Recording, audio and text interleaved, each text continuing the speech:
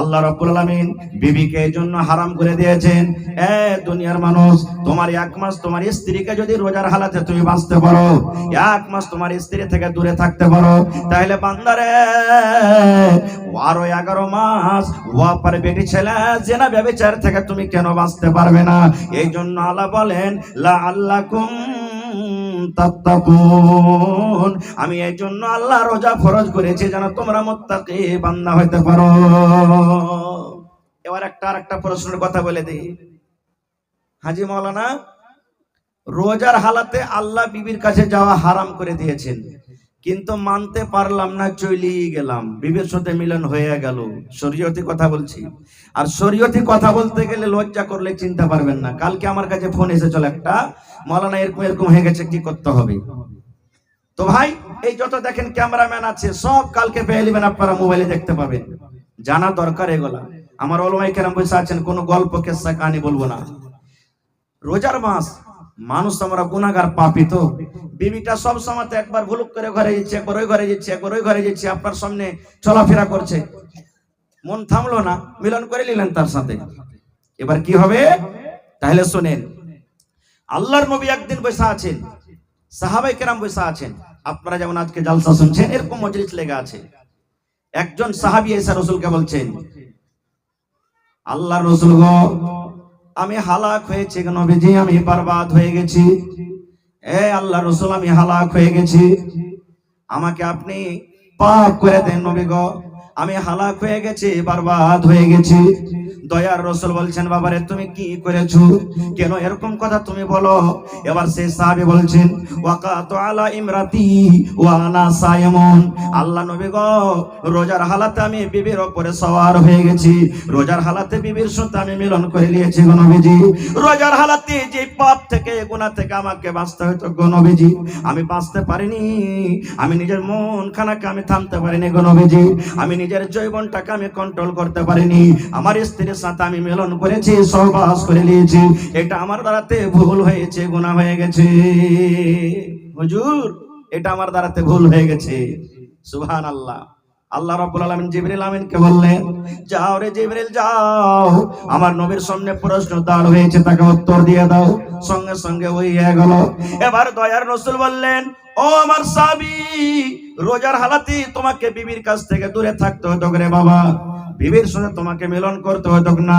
যখন তুমি মিলনটা করে নিয়েছো, আল্লাহ রাব্বুল আলামিনের পক্ষ থেকে 3খানা তোমাকে জরিমানা করা হলো, 3খানা তোমাকে জরিমানা করা হলো। 3টার মধ্যে তোমাকে একটা জরিমানা আদা করতে হবে, তোমাকে কাফারা আদা করতে হবে। যতক্ষণ পর্যন্ত তুমি 3টার মধ্যে একটা আদায় না করতে পারবে, এই যে তোমার দ্বারাতে ভুল হয়েছে, তোমার দ্বারাতে যে গুনাহ হয়েছে, আল্লাহ রাব্বুল আলামিন তোমার এই গুনাহকে কিন্তু মাফ করবেন না। প্রত্যেক বেমারি এলাজ আছে না নাই? আছে। বলছেন তুমি যে ভুল করেছো, জরিমানা ভরতে হবে তোমাকে। বলছে হুজুর কি জরিমানা ভরবো? দয়ার রাসূল বললেন, তুমি বাড়িতে চলে যাও, আর যাওয়ার পর একটা গোলাম কিনে আজাদ করে দাও। যত টাকা তোমাকে লাগবে, 10,000 লাগুক, 5,000 লাগুক, 50,000 লাগুক, লাখ টাকা লাগুক, যত টাকা লাগবে তুমি একটা গোলাম কিনে আজাদ করে দাও রে বাবা। একটা গোলাম কিনে তুমি আজাদ করতে পারো, আল্লাহ রাব্বুল আলামিন তোমার এই গুনাহটাকে maaf করে দিবেন। আর একটা রোজা করে নিবে, তুমি যাও। আগে জামানাতে গোলাম কিনা পাওয়া যেত। আপনারা ইউসুফ নবীর ঘটনা শুনেছেন না? শুনেছেন না শুনেননি? কে কুয়াতে ফেলেছিল? আর ভাইরা। এবার কুয়া থেকে উঠিয়ে বাজারে বিক্রি করা হয়েছিল। আর ওই বাজার থেকে কে কিনেছিলেন? আজিজে মিসরির স্ত্রী বিবি জুলাইখা। তো এমন যখন যেমন গরু বিক্রি করা হয়, গোলাম বিক্রি হতো তখন। তো বলবেন, হাজী মাওলানা এখন যে গোলাম নাই তো কি করব? এখন গোলাম কি কিনা পাওয়া যাচ্ছে? নেই। এটা বাদ হয়ে গেল আমাদের জন্য। সেই সাহাবীর কথা শুনেন। এবার সেই সাহাবী বলছেন, ইয়া রাসূলুল্লাহ, আল্লাহর নবী গো, আপনি গোলাম কিনতে বললেন গো নবীজি, কিন্তু আমি একটা গরিব মানুষ, আমার কাছে টাকা নাই যে আমি গোলাম কিনে আজাদ করব। আমি একটা গরিব মানুষ, আমার শক্তি নাই যে আমি একটা গোলাম কিনে আজাদ করব। হুজুর ভুল তো হয়েছে, কিন্তু আমি গরিব মানুষ, গোলাম কেমন করে কিনবো, পারবো না। খো দয়ার নবী 2 নম্বরে বলছেন, বাবারে তুমি গোলাম যখন কিনতে পারবে না রে বাবা, 2 নম্বর তোমাকে জরিমানা করা হলো এক টানাতে এক লাগাতারে তুমি 2 মাস তোমাকে রোজা রাখতে হবে। কয় মাস? 2 মাস। সেই সাহাবী বলছেন, হুজুর 1 মাস রোজা করতে যে অবস্থায় এরকম ভুল করে বসে আছি, আর 2 মাস কেমন করে রোজা করব? না, এটাও পারবো না, সম্ভব নয় আমার দ্বারাতে। দয়ার রাসূল বললেন, বাবারে 3 নম্বর তোমাকে জরিমানা করা হলো, বাড়িতে তুমি চলে যাও আর 60টা মিসকিন ফকিরকে তুমি খানা খাইয়ে দিও। তুমি 60টা মিসকিনকে খানা খাইয়ে দিও, 60টা ফকিরকে তুমি খানা খাইয়ে দিও। 60টা মিসকিনকে তুমি যদি খানা খাইয়ে দাও, আল্লাহ রাব্বুল আলামিন তোমার এই গুনাহকে maaf করে দিবেন। এটা করতে পারবেন নাকি? 60টা মিসকিনকে খাওয়া এখন কোনো বড় কথা নাই, কিন্তু হ্যাঁ মিসকিনও ঢুঁড়তে হবে আপনাকে, মালদারকে খাওয়া চলবে না। হ্যাঁ, মিসকিন খুঁজে খুঁজে খাওয়াইতে হবে ফকিরকে। এবার সে সাহাবী বলছেন, হুজুর এটাও পারবো না, নিজে খাইতে পাই না তো 60টা মিসকিনকে কেমন করে খাওয়াবো? হাদিসের কথা গল্প নয় রে ভাই, হাদিসের কথা বলছি। বলছে হুজুর এটাও পারবো না। তো রাসূল বলছেন, তাহলে আর কি বলবো, তুমি বসো। ইয়াতি মধ্যে একটা লোক এক বস্তা মানে 1 বোরা খাজুর নিয়ে চলে এসে নবীকে দেওয়ার জন্য, যে রাসূল আমি এই খাজুর এনেছি, আপনি খাজুরটা নেন আর যা ইচ্ছা আপনি তা করেন। এবার রাসূল বলছেন, আইনা সাইল, এই সাইল কোথায় রে, দাঁড়াও। সে দাঁড়িয়ে গেলেন। এবার দয়ার রাসূল বলছেন যে এই খাজুর তুমি লাও, আর এই খাজুর লিয়া তুমি 60টা ফকিরকে মিসকিনকে তুমি বেটা দাও গা, যাও যাও, তুমি পারবে না, গরিব মানুষ, তোমাকে খাজুরটা দিলাম, এই খাজুরের বড়াটা নিয়ে 60টা ফকিরকে তুমি খানা খাইয়ে দিবে। এবার সেই সাহাবীর কথা শুনেন। এবার সেই সাহাবী বলছেন, আল্লাহ নবী গো, কাকে খাজুর দিয়ে বেড়াবো গো নবীজি? আমার মনে হয় এই গোটা মদিনাতে যদি বাড়িতে বাড়িতে খবর না হয়, তাহলে আমার থেকে বড় মিসকিন ফকির আর মদিনাতে পাওয়া যাবে না। সব থেকে বড় মিসকিন ফকির তো আমি, কাকে দিয়ে বাড়াবো? রাসূল তার কথা শুনে একটু মুচকি মেরে হাসলেন, আর হাসা পর বলছেন, যাও তুমি তোমার ছেলে পেলে নিয়ে খেয়ে নিও। হাদিসটা বলার উদ্দেশ্য, যদি এখনো এরকম কোন মানুষের কাছে গুনাহ হয়ে যায় বা হয়ে থাকে, ভাই 3টার মধ্যে আপনাকে জরিমানা আদায় করতে হবে। একটাও গোলাম তো নাই, হয় 2 মাস একটানা রোজা করতে হবে, আর না হলে 60টা মিসকিনকে খানা খাওয়াইতে হবে, আর রোজাটা কিন্তু কাজা করতে হবে, রোজাটাকে পুরা করতে হবে। এটা হলো কি আপনার জন্য জরিমানা। ভাই আমার, তাহলে এটা শরীয়ত ফয়সালা করে দিয়েছেন, যাকে আমাকে আপনাকে মানতে হবে। আমি বেশি দিক ওদিক কথা বলবো না, আর একটু আগে চলেন। এই যে সামনে 10টা দিনের আল্লাহ তাবারক ওয়া তাআলার কাছে খুব বড় ফজিলত আছে।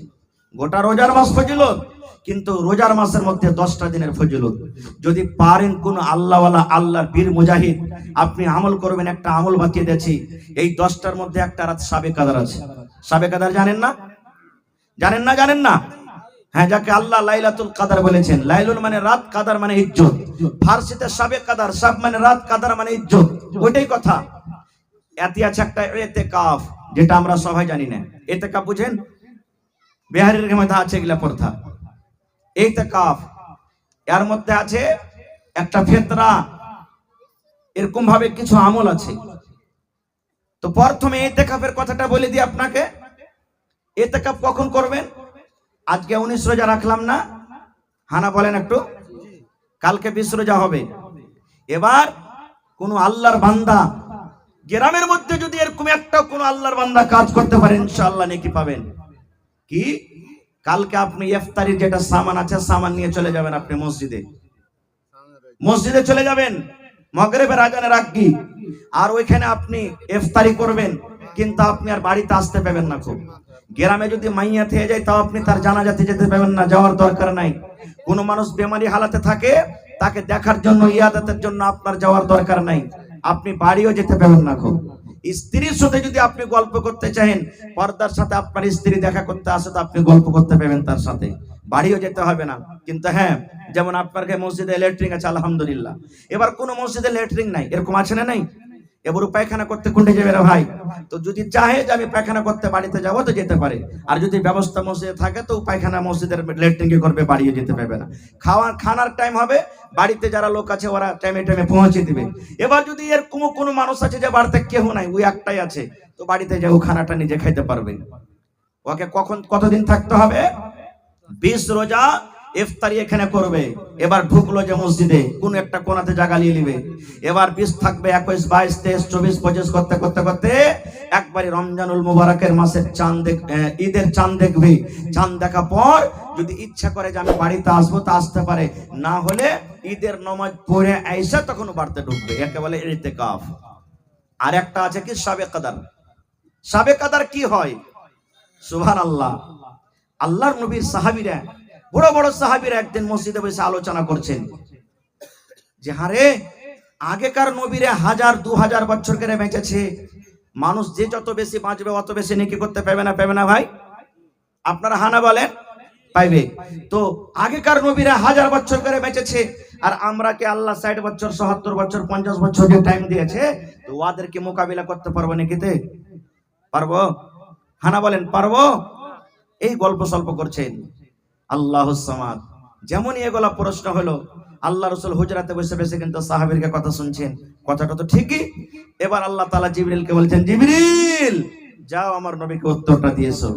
এবার জিবরিল আমিন আইলেন, আসফার রাসূলকে বলে দিলেন, আল্লাহ রাসূল গো, আউযু বিল্লাহি মিনাশ শাইতানির রাজিম, বিসমিল্লাহির রহমানির রহিম, ইন্না আনজালনাহু ফি লাইলাতুল কদর ওয়া মা আদরাকা মা লাইলাতুল কদর, লাইলাতুল কদরি খায়রুম মিন আলফি শাহর, তানাজ্জালুল মালায়েকাতু ওয়ার রূহু ফিহা বিইذনি রাব্বিহিম মিন কুল্লি আমর, সালামুন হিয়া হাত্তা মাতলাইল ফজর। মুখস্থ আছে বেশিরভাগ, আছে না নাই?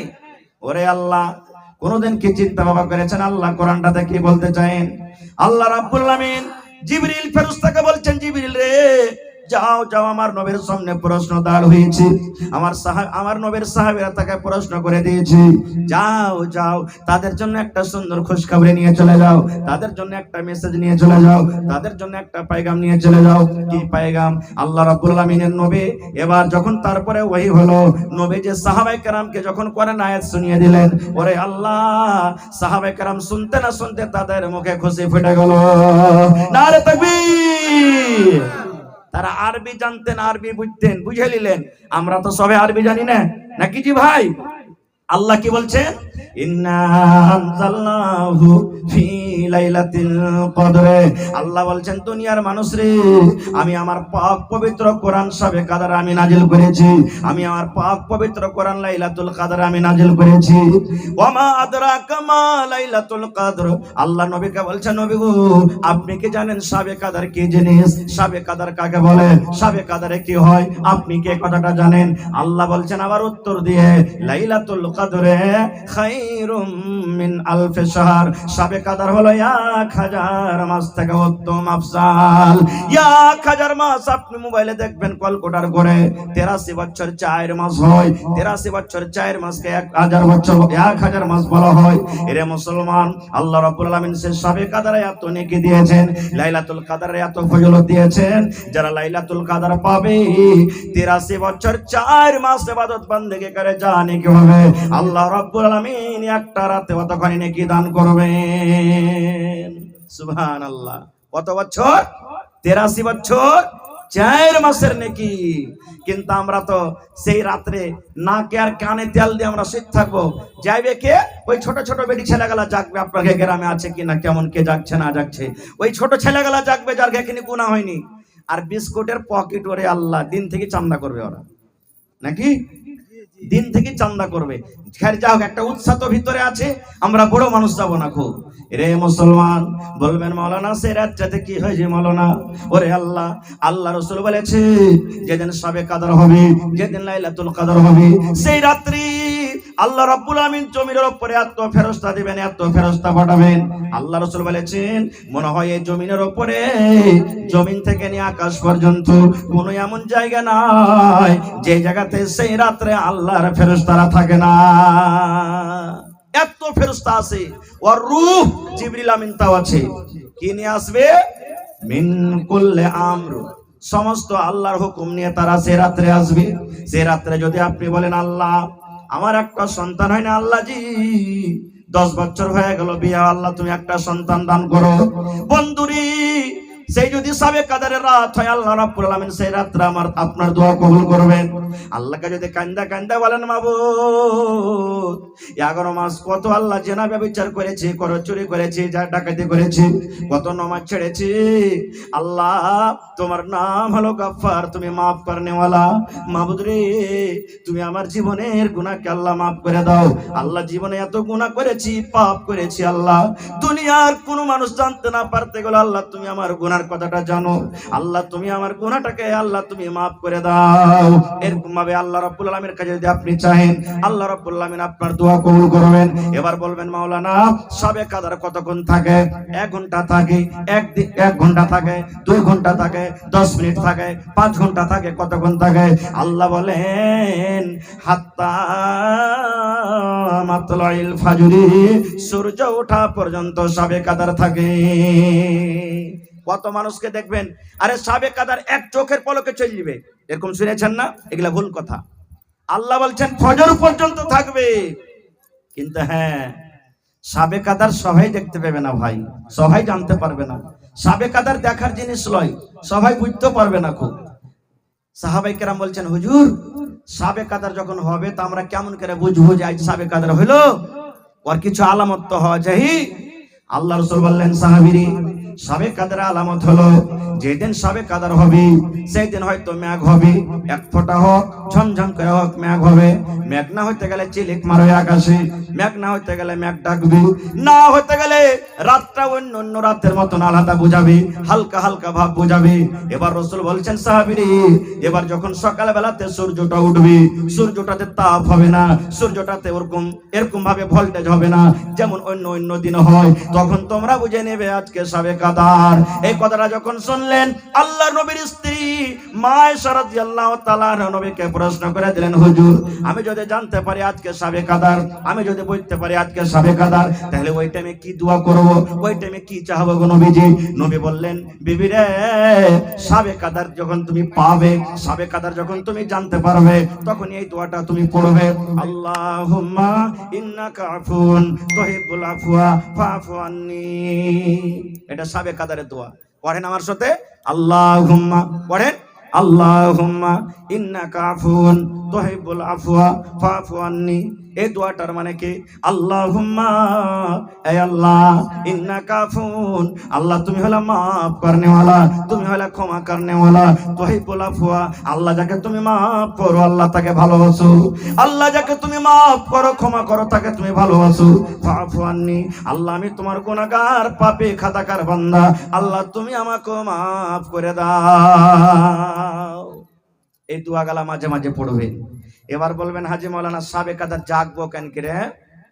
এখনকার সবে কাদার জাগছে, আমরা যে জাগছি শুধু কোরআন তেলাওয়াত করা, শুধু কোরআন তেলাওয়াত করা, শুধু কোরআন পড়া। জি না, কোরআন তো পড়বেন, পড়তে হবে, কিন্তু নিয়ম যেভাবে জাগার সেভাবে আমাকে আপনাকে জাগতে হবে। শিখালেন, আজকে শিখাচ্ছি, এই যে কালকে থেকে না জাগতে হবে, দিন যাওয়ার পরে। সবে কাদারের রাত হলো 5টা, একটা 20 রোজার পর 21 রোজার রাতে, 22 যাওয়ার পর 23 রোজার রাতে, 24 যাওয়ার পর 25 রোজার রাতে, 26 যাওয়ার পর 27 রোজার রাতে, 28 যাওয়ার পর 29 রোজার রাতে, 5 দিনের মধ্যে 1 রাত সবে কাদার আছে ভাই আমার। তাহলে এই 5টা রাত জাগবেন কেমন করে? সবাই কি বলছি জাগবেন ভাই, কে জানি কখন আল্লাহ কার কোন আমলটাকে কবুল করবেন সেটা আল্লাহ জানেন। যেদিন আপনি সবে কাদার জাগবেন সেদিন এশারের নামাজ পড়বেন।